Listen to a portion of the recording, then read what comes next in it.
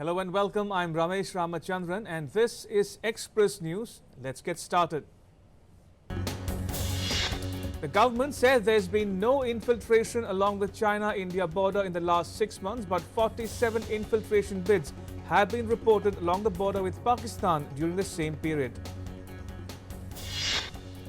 Replying to a separate question, Union Minister of State for Home G. Krishan Reddy said 582 terrorists were killed in Jammu and Kashmir in the last 3 years, while 46 terrorists were arrested during the same period.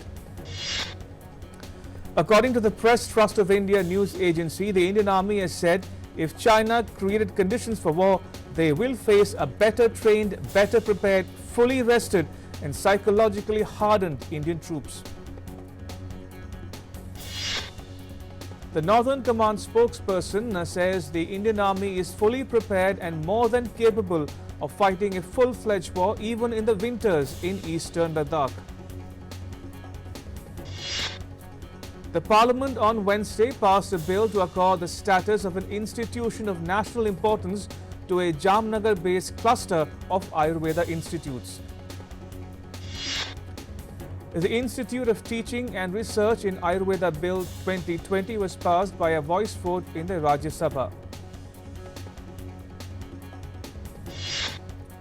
The Lok Sabha has already approved the bill in the last session, in which 3 Gujarat-based institutes, the Institute of Postgraduate Teaching and Research in Ayurveda, Gulab Kunverba Ayurveda Mahavidyalaya, and the Institute of Ayurveda Pharmaceutical Sciences would be conglomerated.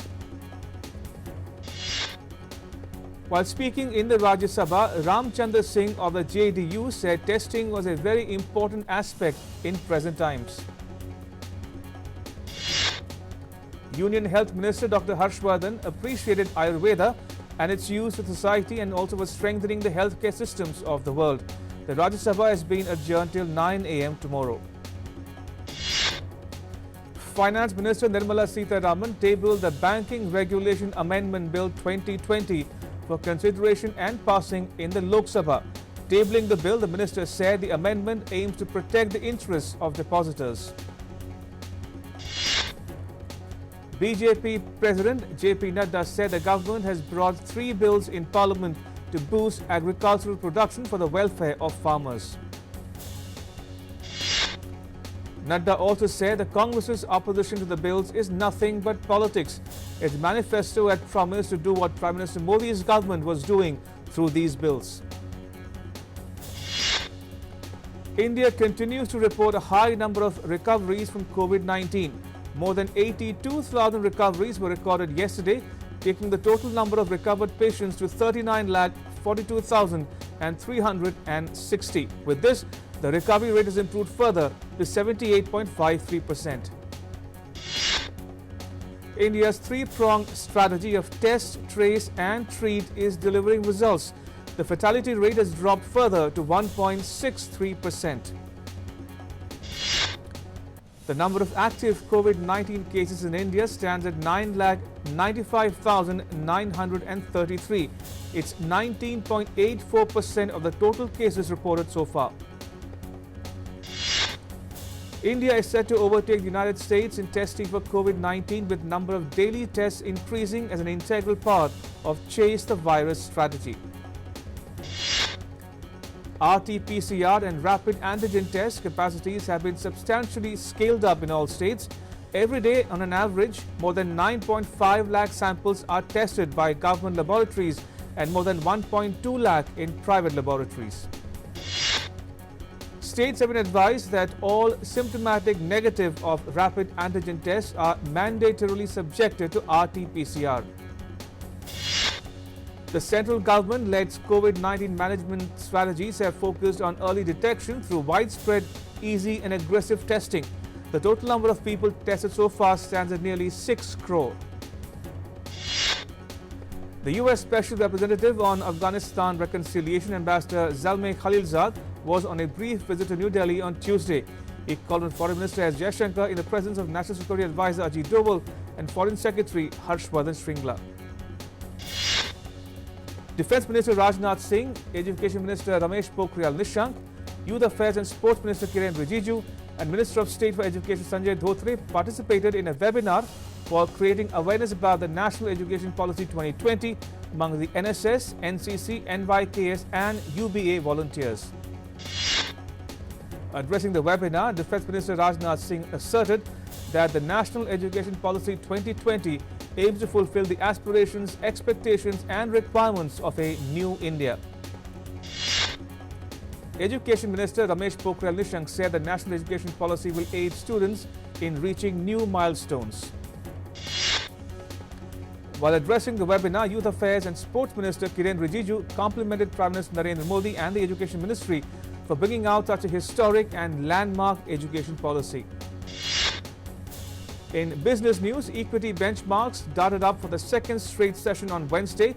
The 30-share BSE Sensex jumped 258.5 points or 0.66%, closed at 39,302.85.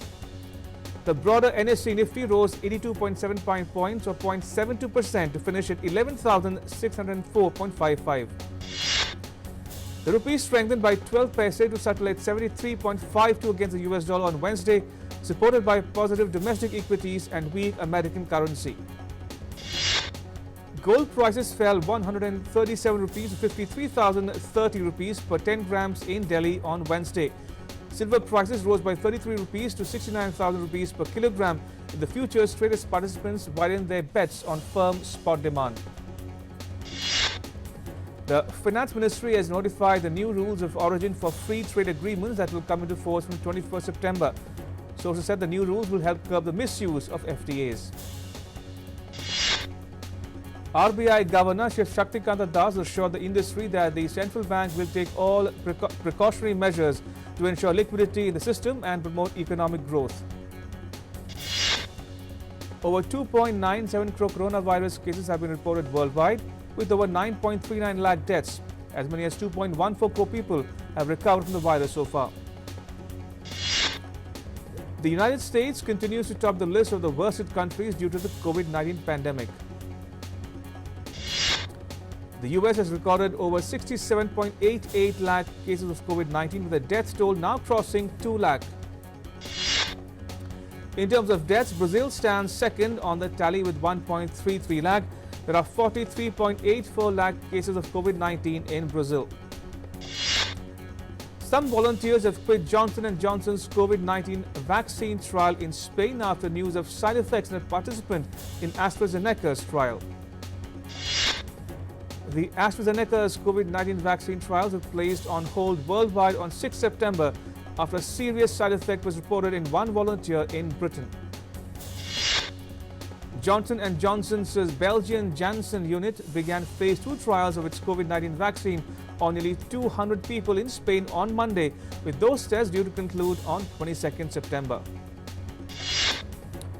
About 6 high-profile doctors have called for a ban on private gatherings in France after the French Health Ministry released a video featuring a COVID-infected person. The French Health Ministry released a video featuring a woman contracting the coronavirus after a birthday party with family who ends up in a critical state in the hospital. This comes as a warning as COVID-19 cases continue to rise in the country. Myanmar authorities in the country's largest city of Yangon started converting a football field into a makeshift hospital for treating COVID-19 patients as infections across the country rise. Leaders from Israel, the United Arab Emirates and Bahrain met with President Donald Trump and signed the Abraham Accords, which will normalize diplomatic relations between Israel and the two Arab nations. The first steps between Israel and both Bahrain and the UAE are an exchange of embassies and ambassadors, as well as the start of direct commercial flights between the two countries. On the occasion, President Trump said, "Today the world sees that these nations are choosing cooperation over conflict, friendship over enmity, prosperity over poverty, and hope over despair." Speaking about the significance of the Abraham Accords, Prime Minister Benjamin Netanyahu of Israel said, "This day is a pivot of history. It heralds a new dawn of peace. For thousands of years, the Jewish people have prayed for peace. For decades, the Jewish state has prayed for peace. The people of Israel well know the price of war." UAE Foreign Minister Abdullah bin Zayed Al Nahyan said, "Peace requires courage and shaping the future requires knowledge." Japan's Yoshihide Suga was elected the Prime Minister by the Parliament's lower house. He becomes the country's first new leader in nearly 8 years. Suga, who won a ruling Liberal Democratic Party leadership race by a landslide on Monday, faces a plethora of challenges including tackling COVID-19 while reviving a battered economy and dealing with a rapidly aging society. Shinzo Abe, Japan's longest-serving premier, resigned because of ill health after nearly 8 years in office. Suga served under him in the pivotal post of Cabinet Secretary-Chief. Prime Minister Modi congratulated Yoshihide Suga for becoming the new Prime Minister of Japan. Prime Minister Modi tweeted saying, "Heartiest congratulations to Excellency Yoshihide Suga on the appointment as Prime Minister of Japan. I look forward to jointly taking our special strategic and global partnership to new heights." US President Donald Trump held a Nevada campaign rally at an indoor venue despite public health professionals' warnings against large indoor gatherings during coronavirus pandemic. Former US Vice President and Democratic presidential candidate Joe Biden criticized Trump for holding such events that puts people at risk of contracting the coronavirus. Democrat Joe Biden made his first campaign visit of the year to Florida, where opinion polls show a tight race between President Trump amid signs of lagging support for Biden among the battleground state's crucial Hispanic voters. Biden met with Tampa area veterans and their families for a roundtable at MacDill Air Force Base to discuss issues important to them. Florida, whose Hispanics make up almost 20% of the state's electorate, is a linchpin in Trump's re-election strategy. Democratic vice presidential candidate and Senator Kamala Harris toured an area in her home state of California which has been damaged by devastating wildfires. Wildfires burning in the west claimed at least 25 lives since mid-August. The fires destroyed more than 6,200 homes. Dozens of wildfires have burned across some 4.5 million acres in California, Oregon and Washington since August, ravaging several small towns, destroying thousands of homes and killing at least 36 people. Hurricane Sally has made a turn towards the U.S. Gulf Coast and threatening historic floods and torrential rainfall to lash the shore. The governors of the 4 states have urged people to flee the coastline. The U.S. National Hurricane Center said Hurricane Sally could blow the Alabama, Florida and Mississippi coast with massive flash floods and storm surges up to 7 feet in some spots. The forecast also said more than 2 feet of rain was expected in some areas with extreme life-threatening flash flooding likely through Wednesday. Israel's Betelim Therapeutics is preparing an initial public offering that will value the biotech firm between $150 to $170 million to fund trials for its diabetes treatment.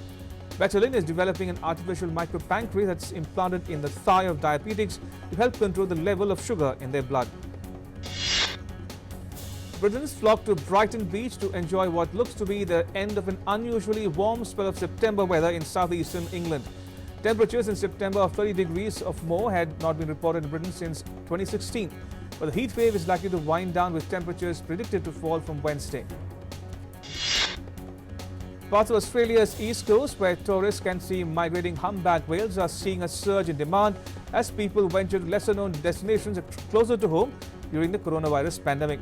The whale-watching boats are back in the water, taking visitors to the Whale Superhighway to see the mammals, which locals say are increasing in number and traveling in larger pods. Celebrations for the 210th anniversary of Mexico's independence will go down as a quiet affair as restrictions imposed to halt the spread of the coronavirus snuff out a normally raucous ceremony in the capital city's main square. Each year, the president rings the bell that marked the call to arms during the 1810 to 1821 struggle to win independence from Spain and shouts of "Viva Mexico." UK's Prince William and his wife Kate visited an iconic bagel shop on London's Brick Lane and were swiftly put to work. The Duke and Duchess of Cambridge needed tray after tray of dough. The royals' Twitter page said their visit was meant to thank those who have gone above and beyond to help others during this extraordinary time. Belgium's Princess Elizabeth, heiress to the throne, entered the Royal Military School of Brussels in September to follow a year of studies in the field of social and military sciences. Footage showed her during a 2-day military initiation phase in the military camp of Elsenborn, participating in all activities from early morning push-ups to using an assault rifle.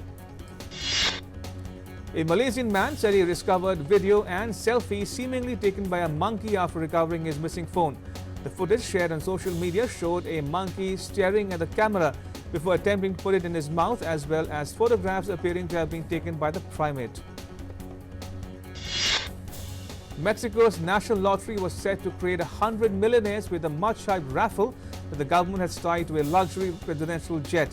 The total prize money loosely represents the value of the Boeing 787 Dreamliner that President Andres Manuel Lopez Obrador has promised to sell to raise funds for social programs. The UK auction house Christie's plans to sell the skeleton of one of the largest known Tyrannosaurus rexes in early October. The approximately 67-million-year-old dinosaur, known as Stan, was originally discovered in 1987 in the US, Dakota, by amateur paleontologist Stan Sacrison. In sports news, Indian Grandmaster P. Harikrishna claimed his share of the top position with American Grandmaster Levon Aronian after posting 2 wins and a draw in the 3 rounds of rapid competition in St. Louis Rapid and Blitz online chess tournament. England will aim to win the ODI series when they face Australia in the third and last match of the ODI series in Manchester today. Australia won the first match of the series by 19 runs. England bounced back and took the second match by 24 runs. In accordance with Unlock 4 guidelines issued by the Home Ministry, the Sports Authority of India has released a standard operating procedure for resumption of sporting activities at all its centres. The upgraded SOP will apply to the ones who will join now or for the camps which will begin later. Italian Lorenzo Musetti earned the biggest win of his young career in the first round of the Italian Open on Tuesday. Musetti stunned 3-time Grand Slam champion Stanislas Wawrinka 6-0, 7-6 in the first round. Former doubles world number Katerina Siniakova needed just 68 minutes to dismiss 15-seed Angelique Kerber in the first round of the Italian Open. After falling in the first round draws of the US Open, Coco Gauff got back on the winning track. The 16-year-old American defeated Ons Jabeur 6-4, 6-3 in Rome. Denis Shapovalov registered a 6-2, 6-3 win over Guido Pea of Argentina in Rome. Andrei Rublev made a winning start on his Italian Open debut on Tuesday with a 6-4, 6-4 win over qualifier Facundo Bagnis in 1 hour and 38 minutes. Wildcard entry Salvatore Caruso defeated American qualifier Tennys Sandgren and will now face Novak Djokovic in the next round. Qualifier Dominic Koepfer defeated Alex de Minaur in the Italian Open on Tuesday. De Minaur was initially leading, but Koepfer found his way back for the victory. Scheduled for June before COVID-19 forced a reshuffling of the golf calendar, the US Open returns to the Mamaroneck, New York layout for the first time since 2006. The US Open is branded as golf's toughest test. Australia's summer of golf has taken another hit with the Australian PGA Championships return to Brisbane, rescheduled from December until February. Tottenham Hotspur are in talks to resign Wales forward Gareth Bale from Real Madrid and are closing in on a deal for his teammate Sergio Reguilon. Miralem Pjanic is looking forward to playing with Barcelona captain Lionel Messi. Pjanic was finally presented on Tuesday following his move from Juventus. He was diagnosed with the novel coronavirus and had to quarantine before starting to train with Barcelona last week. Chelsea kicked off their Premier League campaign with a 3-1 win at Brighton on Monday. Chelsea has spent big on a host of new signings and the start looks promising. Wolves scored twice in the first 6 minutes in its opening game of the season and ran out a comfortable 2-0 winner at Sheffield United. Borussia Dortmund progressed into the second round of the German Cup after moving 5-0 past third division outfit Duisburg. Midfielder Teji Savanier scored once in each half as Montpellier beat Lyon 2-1 on Tuesday to move up to 5th place in the French league. Last year's winner Egan Bernal has withdrawn from the Tour de France. The young Colombian fell out of contention after complaining about a back trouble. French free diver Arnaud Giraud broke the world record for the deepest free dive in the bifins category. The 24-year-old descended to a depth of 112 meters beneath the surface with a dive lasting 3 minutes and 24 seconds in all.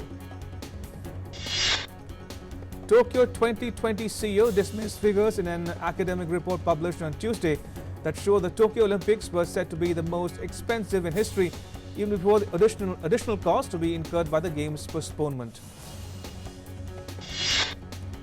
Angad Bedi celebrated 4 years of Pink, starring Amitabh Bachchan and Taapsee Pannu in the lead roles. Sharing photos from the film, Angad wrote, "Pink released today on 16 September, the film that not just changed our society, but also our lives."